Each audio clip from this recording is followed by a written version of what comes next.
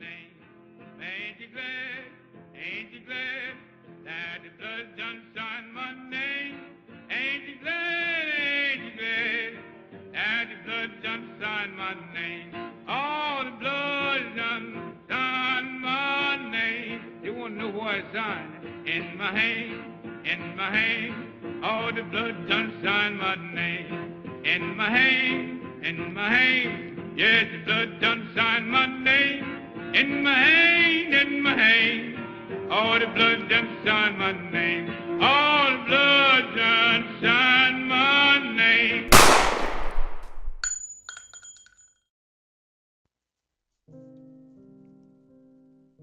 After the fatal shot, there was silence, and then Robert Teal quickly locked up the businesses and went home with his family. After the Teals left Four Corners, Boo Chavis knelt in the dirt behind the Tidewater Seafood Market, holding the battered body of Dickie Merrow in his arms. Those lines are from the book Blood Done Sign My Name by Timothy B. Tyson, and alone those lines mean nothing. But when coupled with the knowledge that Dickie Merrow, a black Vietnam veteran, died that night at the hands of Robert Teal, and yet Mr. Teal was nonetheless acquitted by an all-white jury, suddenly those lines not only have meaning, but emotion. The book is a non-fiction piece that follows the life and experiences of Tyson himself with the backdrop of a raging race war. Tyson's father, Vernon Tyson, was a liberal preacher whose open hand to African Americans ultimately got him thrown out of his own church. His activism made him a target and a threat, which made an interesting dynamic, since Robert Teal, perhaps the most influential racist in the town of Oxford, North Carolina, lived right across the street. So, when truckloads of armed men with bed sheets and pointy hats pulled up to the Teal household, nobody was surprised. However, this time it was for protection. As it was, Mr. Teal and his two sons murdered an innocent black man for quote-unquote catcalling, and they knew they had just started something they couldn't back out of. That night, a riot broke out in downtown Oxford as hundreds of enraged African Americans swarmed the streets in protest of such an unjust killing. However, those riots would not compare to the destruction caused after Mr. Teal was found not guilty. Suddenly, if it wasn't already, racism got personal.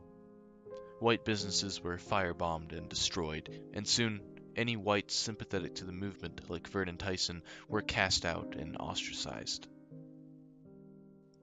The story then shifts to the personal level. Tim is forced to grow up in a society of violence. His father, a hero to one side and a traitor to another, teaches him his liberal ideals. Growing up, race was a constant question, and in the end, it's something that Tim Tyson finally answers. Which brings me to the conclusion. The writing of this book literally involved sweat, blood, and tears, and that alone should warrant a read. But under normal circumstances, or say if this book wasn't nonfiction, I would probably only recommend it if you're ready to take on some brutal truths. But understanding how recent this history is, and knowing that the court proceedings of the Teal trial, as well as any newspapers from the year, mysteriously vanished not soon after Mr. Teal's lawyer decided to run for governor, shows a trend in history that this book is trying to fight. Those same organizations who fought for segregation are trying to hide away their sins. And it's because of that I think this book is a must-read. It documents just a small portion of an incredibly important fragment of history, and it should be cherished and saved. Buy it, read it, tell your friends, and then read it again. I hope you enjoyed.